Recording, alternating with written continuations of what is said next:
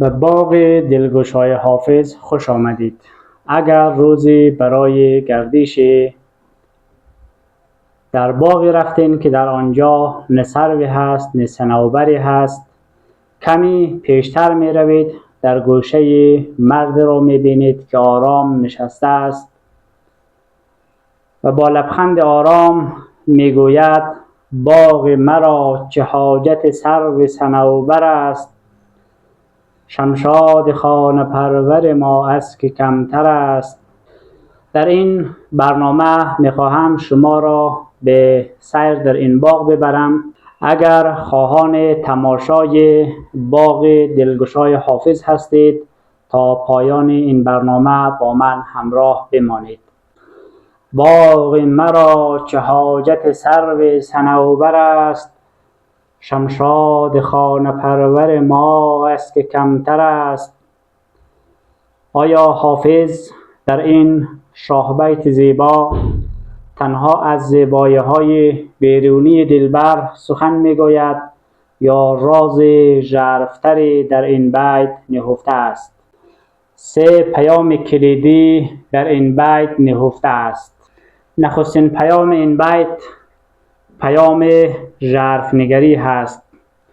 تصور کنید 2 انسان را که در باغ رفته است، یکی گل را می‌بیند و دیگری زندگی را می‌بیند. یکی گلها را می‌شمارد، دیگری با گلها گفتگو می‌کند.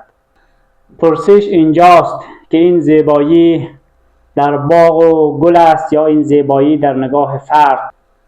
حافظ می‌خواهد این را بگوید که شما نگاهتان را زیبا بسازید. چشمها را باید شست و گونه دیگر نگریست.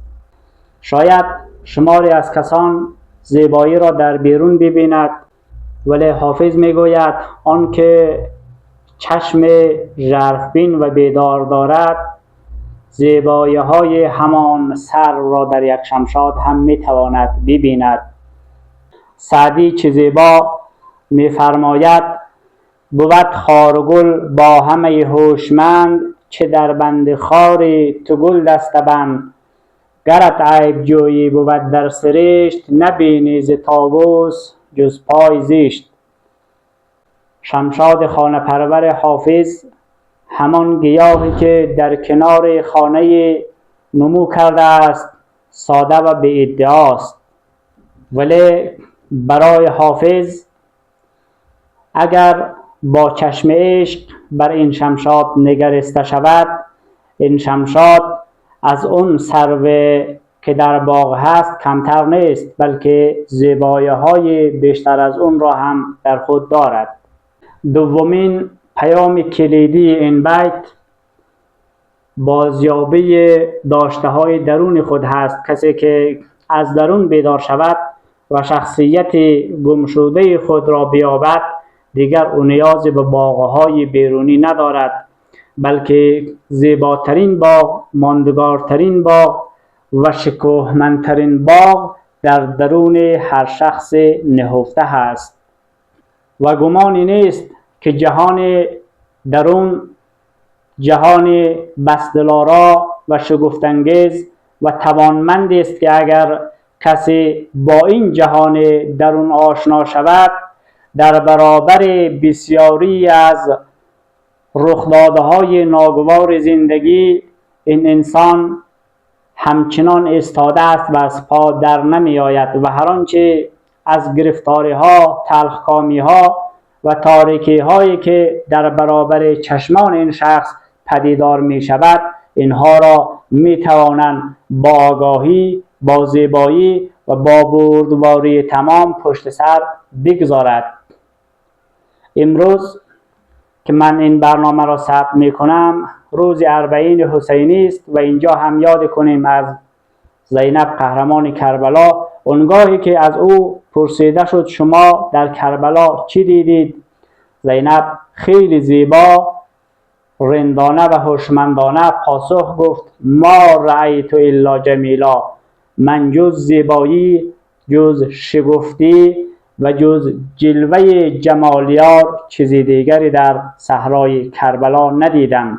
و این نشانه آن است که اگر کسی شخصیت درون خود را و اون شمشاد خانه پرور درون خود را بیابد و درک کند و آن را رشد دهد، اینجاست که این شخص به این اندازه از توانایی و خود آگاهی می رسد که در برابر آنگونه آذرخش تراژیک‌گونه هم سرخم نکند و آن را زیبا و جلوه‌یار ببیند. ما رأیت الا جمیلا، ما جز زیبایی ندیدیم. و حافظ نیز همین را از ما خواسته است که اگر شما شخصیت درون خود را دریابید و با باغ درونتان آشنا شوید، دیگر این باغ‌های بیرونی چشم شما را نمیگیرد و شما در برابر بسیاری از زیبایی‌ها و گاهن زشتی‌ها و گرفتاری‌ها و گاهن شادی‌های آنچنانی خود را گم نخواهید کرد، بلکه هوشیارانه با آن برخورد خواهید کرد. و خواسته حافظ این است که شما در این باغ درون خود گل‌های رنگارنگ بکارید و اون بوت سر و اندام سیمین‌تن درون خود را پرورش دهید و به آن ببالید. بوتی دارم که گرد گل ز سنبل سایبان دارد، بهار عارضش خطی به خونی ارغوان دارد، غبار خط بپوشانید خورشیدی رخش یارب، بقای جاودانش ده که حسن جاودان دارد. این شمشاد خانه پرور ما اون شمشادی است که این زیبایی و همیشگی است، نه چون باغ‌هایی که با بادهای خزانی پژمرده می شود و با برگ‌های زمستانی این برگ‌ها از هم می ریزد. خیلی هوشمندانه یادآور شده است که همچین باغی که با بادها بلرزد، این باغ خیلی وقت است که از چشم من افتاده است.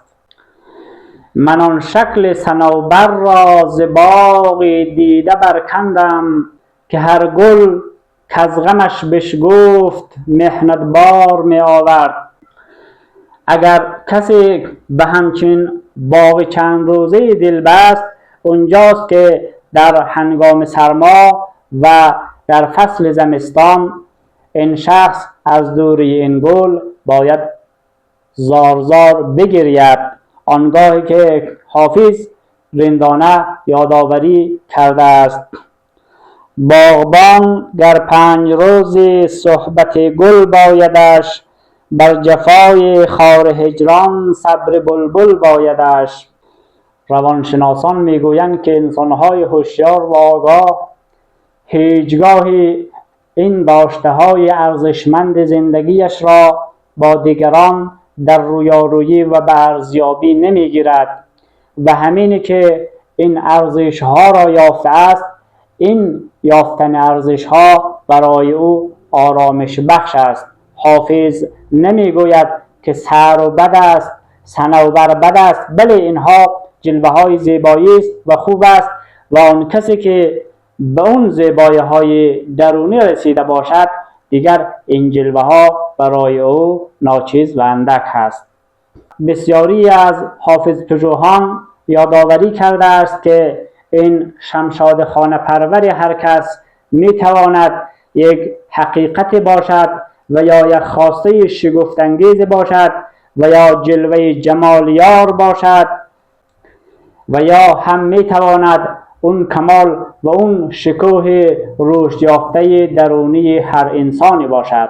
و از همین جا سومین پیام کلیدی این بیت روشن می شود و آن این که ما هیچگاه زندگی را بر پایه رویارویی و ارزیابی و مقایسه اجتماعی نگیریم و زیرا بسیاری از نگرانی ها، اضطراب ها از همین مقایسه های اجتماعی پدید می آید. ما پیوسته بر آنیم تا زندگی خود را با زندگی دیگران بسنجیم. خانه او، پیروزی او، دستاورد او، زیبایی او. اگر شمشاد خانه پرور درون خودت را بشناسی، دیگر به سروهای سیمندام دیگران دل نمیبندی، دیگر داشته های دیگران تو را افسرده و نگران نمی سازد. و این سروده تنها یک سروده نیست، بلکه راهکار و نسخه شیوه یک زندگی زیبا و آگاهانه است. حافظ نمی خواهد که ما سر را انکار کنیم، بلکه این را می خواهد که ما پیش از دیدن باغ دیگران باغ خود را ببینیم. شاید سالهاست که شمشاد زندگی ما در کنار ما ایستاده است. از آنجایی که ما چشم به باغ دیگران دوخته ایم، این شمشاد خانه پرور خود را نمی بینیم. این پرسش را با خود ببرید: باغ زندگی شما کجا و شمشاد زندگی شما چیست؟ اگر پاسخ این پرسش را درست پیدا کردیم، به پیام ژرف این بیت نزدیک شده ایم. باغ مرا چه حاجت سرو صنوبر است، شمشاد خانه پرور ما از که کمتر است. این پایان آغاز یک زندگی است.